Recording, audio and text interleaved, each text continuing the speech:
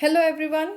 In this video, we are going to see what is a boiler draught and what are the different types of boiler draught, how the draught is obtained, how the chimney diameter and the chimney height is determined, and what are the conditions for maximum discharge through a chimney. So friends, we know that in a steam generating unit, the hot flue gases are to be moved from the furnace to the places where heat can be transferred, and these gases are discharged in the atmosphere at a certain height through the chimney. And for continuous flow of the gases, a certain pressure difference has to be maintained inside the boiler. So this difference of pressure which is maintained inside the boiler, it is called as boiler draught. So boiler draught may be defined as the small pressure difference which causes the continuous flow of the gases inside the boiler, or in other words, the draught is a small pressure difference between between the outside air of the boiler and the gases within the furnace or the chimney. Okay. Now this boiler draught it performs various functions also. It forces the sufficient quantity of air into the furnace for proper combustion of the fuel. It also circulates the hot flue gases through the flue tubes or superheaters, through the economizer or through the preheaters. It also discharges the hot flue gases to the atmosphere through the chimney. So, as I said that this draught is a small pressure difference which causes the flow of gas to take place. Okay. And the function in case of boiler is to force the air to the fire and to carry away the gaseous products of combustion. Okay. Now the detailed classification of the boiler draught, it is shown over here. You can see that this draught can be classified under two categories as natural draught and artificial draught. Okay. The natural draught can also be called as chimney draught, and artificial draught can also be divided into two subcategories as steam jet and mechanical. So the draught which is generated by steam jet, it is called as steam jet draught, and the draught which is generated by using some mechanical means is called as mechanical draught. The steam jet draught can be a induced draught or a forced draught, and the mechanical draught can also be a induced draught, balanced draught, and the forced draught. Okay. Now let us see what is the natural draught.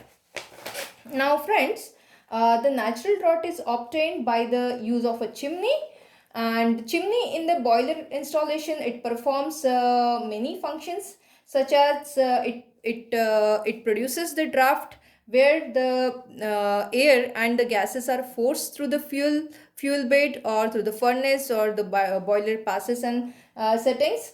It also carries the products of combustion to such a height before getting discharging them that they will not be objectionable or injurious to the surroundings. And the chimney, it is actually a vertical tubular structure which is built either of the masonry or concrete or steel, and the draught produced by the chimney, it is due to the density difference between the column of hot gases inside the chimney and the cold air outside it. Okay. Now let's see the schematic diagram for the chimney. So here this is the schematic arrangement of a chimney of height h meters above the grate, and you can see that this dashed line represents the grate level. Okay, this vertical tubular column, it is nothing but the chimney. Okay, at the top of which atmospheric pressure is getting exerted. Okay, this is the height of the chimney h, which is also equal to the column of the cool air, and this particular difference of pressure or height, it is called as equivalent column of the hot air. Okay, then this is the grate level. Here the pressure will be exerted on the open side of the grate level. Here the pressure will be exerted on the chimney side of the grate level. Okay, in addition to this boiler over here, you can also see the main flue and economizer in the diagram, but it may not be always the part of this diagram. Fine. Now Now we have two kinds of the pressures getting exerted over here. That is, one is the pressure at the grate level on the chimney side, okay, and another one is the pressure acting on the grate on the open side, okay. So this is the open side of the grate, you can see, and this is the chimney side of the grate. So two types of the pressure are getting exerted. One on the pressure, one is the pressure at the grate level on the chimney side, and another one is the pressure acting on the grate on the open side, okay. And this pressure at the grate level on the chimney side, it is actually the addition of the two pressures over here. That is the atmospheric pressure which is getting exerted on the top of the chimney, and the pressure due to the column of the hot gas of height h meter, okay. And this pressure due to the column of hot gas of height h meter will be equal to rho into g into h, where rho will be considered as rho g, and it will be multiplied by g into h, okay. So that will give you the pressure due to the column of the hot gas of height h meters, okay. And Pa is the atmospheric pressure at the top of the chimney, okay. So P1 will be given as Pa plus rho g into g into h, where P1 is the pressure at the grate level on the chimney side, you can see, and Pa is the atmospheric pressure at the chimney top getting exerted on the chimney top, and rho g into gh, it is the pressure due to the column of hot gas of height h meter, and rho g over here in this equation, it is the average mass density of the hot gas, okay.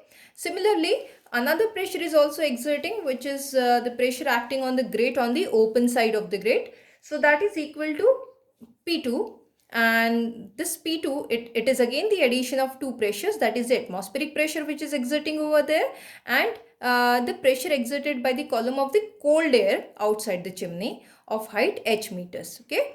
So this P2, that is the pressure acting on the grate on the open side, it is given as Pa plus rho A into G into H, where this rho A into G into H, it is the pressure exerted by the column of cold air outside the chimney of height h meter, and rho A is the mass density of the air outside the chimney, okay.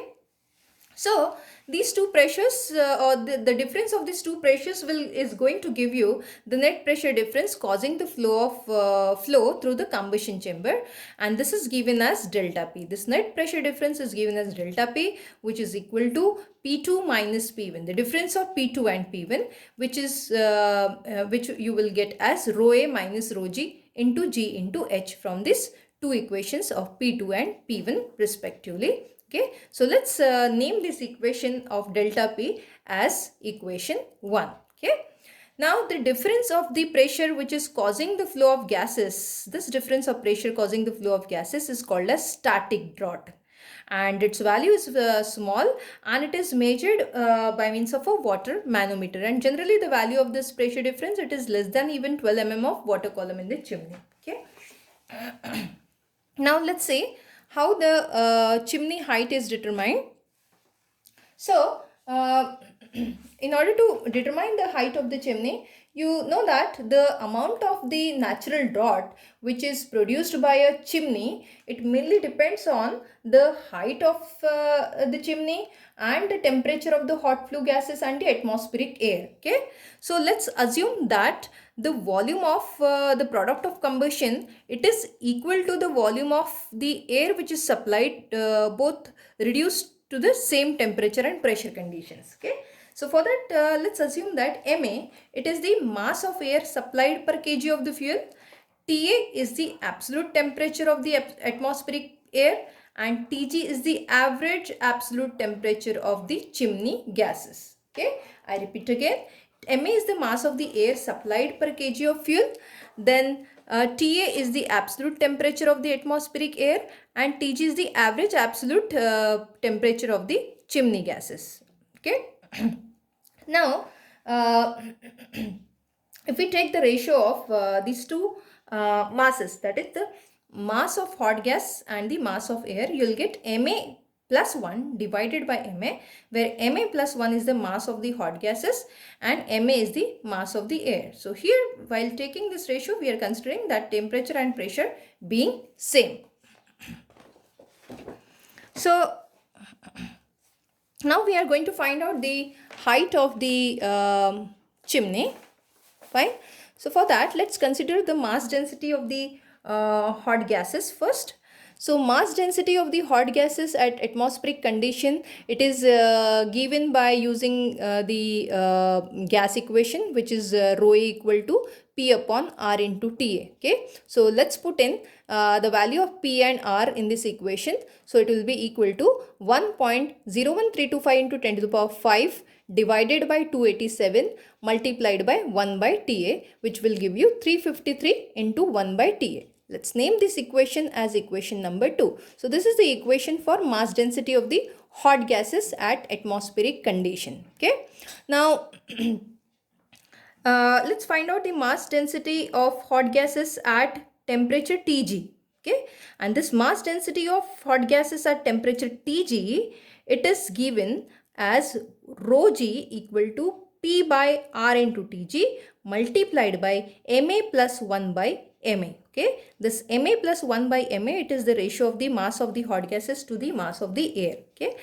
So let's put in the values of P and R in this equation. We get 1.01325 multiplied by 10 to the power 5 divided by 287, which is the value of R, multiplied by this 1 by G will come over here into Ma plus 1 by Ma will be as it is. So this will give you 353 into 1 by Tg into Ma plus 1 by Ma. Let's name this equation as equation number 3. Okay.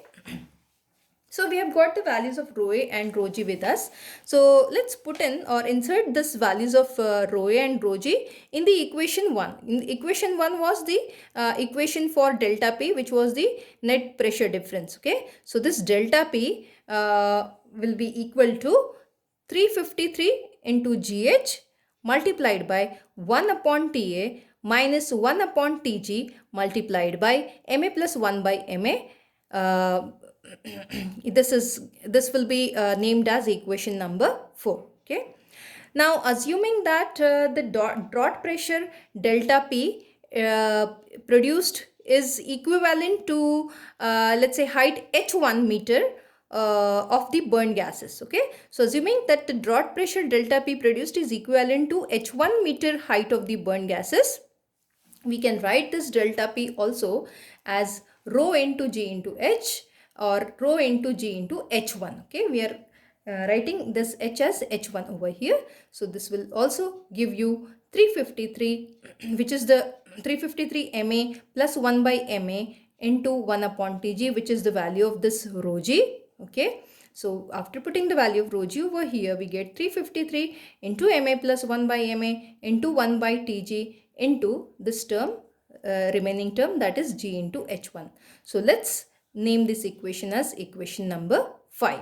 Okay. So from this equation number 4 of delta P and from this equation number 5 of delta P, we can equate these two equations. Okay. So after equating, we get 353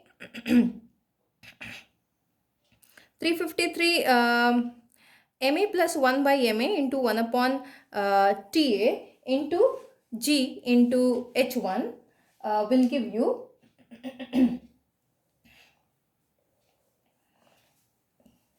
will give you 353 G into H multiplied by 1 upon TA minus 1 upon Tg into Ma plus 1 by Ma. Okay.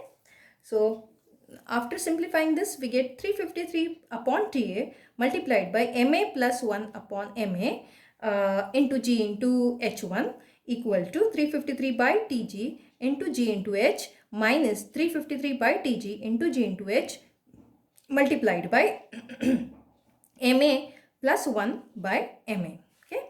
Again, after simplifying it, we get 353 by TA Ma plus 1 divided by Ma into G into H1 equal to, after taking this 353 Tg common, you get 353 upon Tg into Ma plus 1 by Ma into GH into Ma upon Ma plus 1 into Tg by Ta minus 1 bracket complete.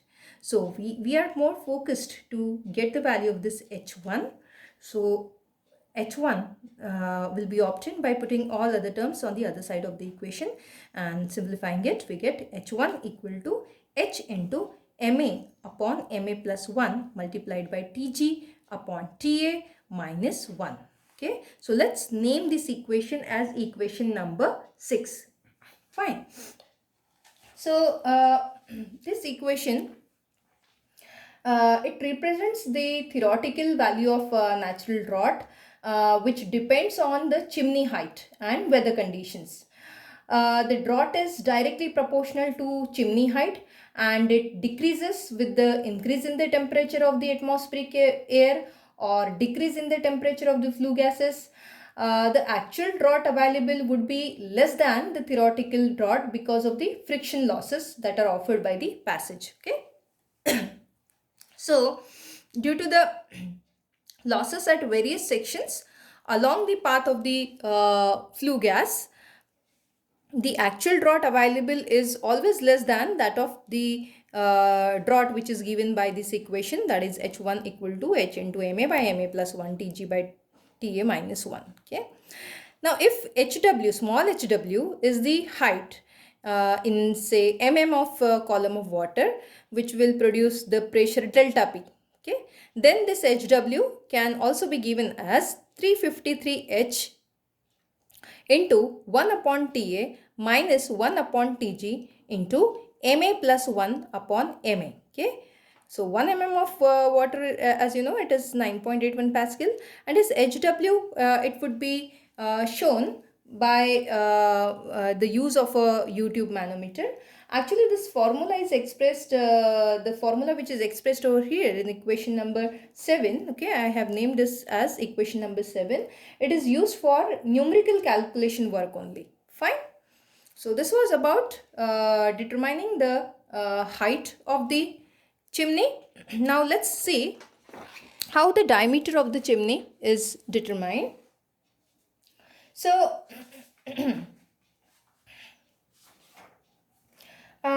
the theoretical velocity of the hot flue gases would be more than the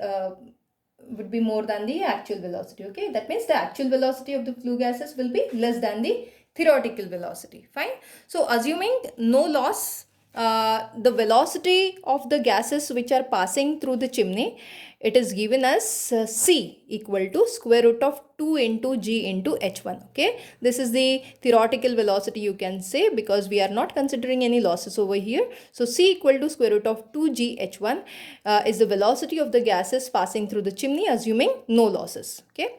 Now, if the pressure loss in the chimney is equivalent to a hot gas column of, let's say, H dash meters, okay, if there is a pressure loss of say H dash meters, then it will be included in this velocity equation, and that will be the actual velocity. So it will be given by the equation C equal to square root of 2 into G into capital H1 minus small h dash, which will also be equal to, after solving, we get 4.43 into square root of H1 minus H dash.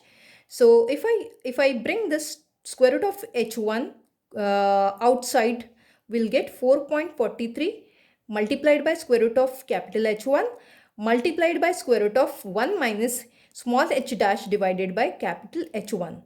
So this 4.43 multiplied by this term, that is square root of 1 minus h dash by h1, this can be written as the term k. Okay, so this can be replaced by the term k. So your C value will be in this case k into square root of h1. Okay, where k is 4.43 into square root of 1 minus h dash by h1. Okay, now this value of k, it is 0.825 for brick chimneys, and it is 1.1 for the steel chimneys. Fine.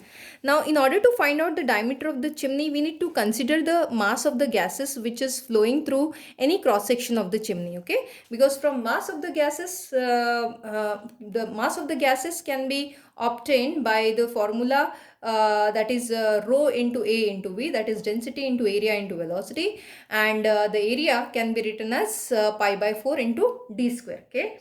So from that we can find out the diameter of the chimney. So let's find out the mass of gases flowing through any cross section of the chimney, which is equal to m dot g equal to rho into g multiplied by capital A into c, where c is the velocity. Okay. So this m dot g can also be written as rho g multiplied by A is replaced with pi by 4 d square into c. So we are more interested in finding the value of this d. So let's keep this d square on one side of the equation and to get the value of d. So d square equal to m dot g divided by rho g into c multiplied by 4 by pi. Okay. So if we take the square root of this, we get d equal to 1.128 multiplied by square root of m dot g divided by rho g into c. So this is the equation for diameter of the chimney.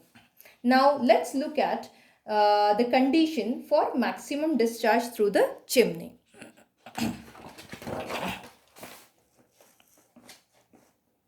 Okay, so the chimney draught is most effective when the maximum weight of the hot gas is discharged in a given time. Okay, so we say that chimney draught will be more effective if maximum amount of gases are to be discharged, are going to be discharged in a given time. Okay, and this will occur when the absolute temperature of the chimney gases it bears or it develops certain relationship with the absolute temperature of the outside gases. Okay, so we know that the velocity of the gas through the chimney, assuming no losses or assuming the losses to be negligible, it is given by this equation c equal to square root of 2g into h1, right? So this is the theoretical velocity, you can say. We are not assuming the losses over here. We are assuming the losses to be negligible. So here h dash is equal to 0. Okay. Now inserting the value of h1 from our equation number 6 of the chimney height calculation, we have seen this equation, that is h1 equal to h into ma by ma plus 1 into tg by ta minus 1. We have already seen this equation. So inserting this value of h1 from the chimney height calculation in this particular velocity equation. Okay, so you get c equal to square root of 2g into h into in bracket ma upon ma plus 1 into tg by ta minus 1 bracket complete. Okay, so this is our equation number 11. The density of the hot gas is given by the equation rho g equal to p upon r into tg. Okay, let's say this is equation 12. So the mass of the gas discharged per second, it is given by the equation mg equal to a into c into rho g, which is nothing but density multiplied by area multiplied by velocity. Okay, so let's insert the values of the c and the rho g from these two equations in the equation of mass of gas discharged per second, that is mg. So mg will be equal to capital A multiplied by square root of 2gh in bracket ma upon ma plus 1 into tg by ta minus 1 bracket complete into p by r tg. So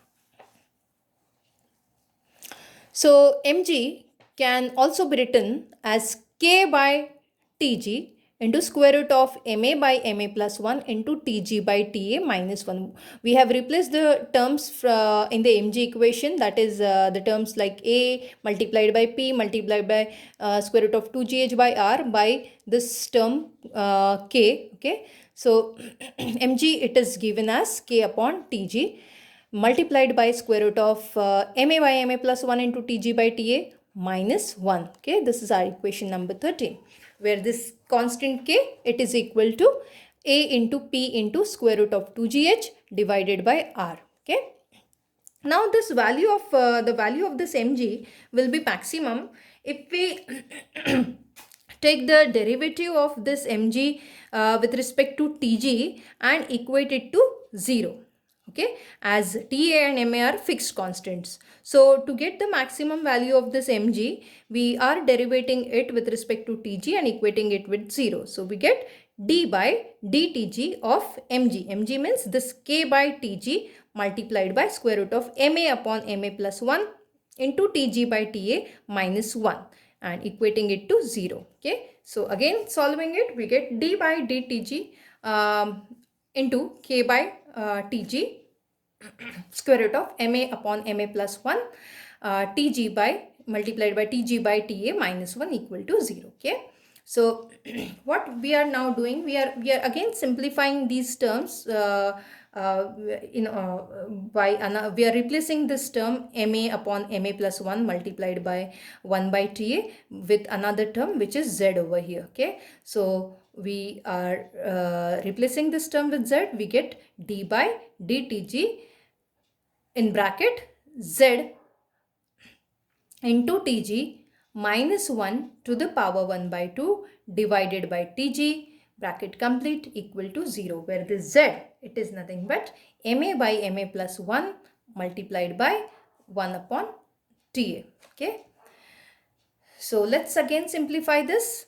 So we get d by dtg of ztg minus 1 whole to the power 1 by 2 multiplied by this tg will go to the numerator to get tg to the power minus 1 equal to 0. Okay, so after taking the derivative, we get z into tg minus 1 to the power 1 by 2 into minus 1 tg to the power minus 2 plus tg minus 1 multiplied by derivative of this, that is 1 by 2 into z tg minus 1 whole to the power minus 1 by 2 into z equal to 0. Okay, so let's simplify this equation. We get minus of z into tg minus 1 to the power 1 by 2 divided by tg square plus z divided by 2tg into ztg minus 1 whole to the power 1 by 2 equal to 0, or we can simply write this equation as minus 2 into ztg minus 1 plus z into tg whole divided by 2 multiplied by tg square multiplied by ztg minus 1 to the power 1 by 2 equal to 0. Or we can simply write this equation as minus 2 multiplied by z into tg minus 1 plus z into tg equal to 0, or we can again resimplify it as minus 2 ztg plus 2 plus ztg equal to 0. After solving this equation, we get ztg equal to 2. Okay, so let's put in the value of z over here, which is equal to ma upon ma plus 1 into 1 by ta. So ma upon ma plus 1 into 1 by ta multiplied by tg equal to 2, or you can again simplify it as tg by ta equal to 2 into ma plus 1 by ma. Okay, so for the maximum discharge through the chimney, the absolute temperature of the flue gases should be greater than twice the absolute atmospheric temperature, you can see. Okay, so the absolute temperature of the chimney gases bears a certain ratio to the absolute temperature of the outside air here. Okay, so putting the value of Tg by Ta in the previous equation 3, we get H1 max equal to H into Ma upon Ma plus 1 multiplied by 2 into Ma plus 1 divided by Ma minus 1. Okay, so this will also be simplified to get H into 2 minus 1, which is equal to again H. So this H1 max will be found equal to H. Okay, so the draught in mm of water column for maximum discharge can be evaluated by inserting the value of Tg and Ta in the equation 7. Okay, equation 7 was about small hw, if you remember. So by putting the values of Tg by Ta in the equation of hw, that is hw max, it is given as 353h into 1 upon Ta minus 1 upon 2 Ta, which is equal to 176.5 H divided by Ta mm of water. So this is how we have found the condition for maximum discharge through the chimney. Thank you.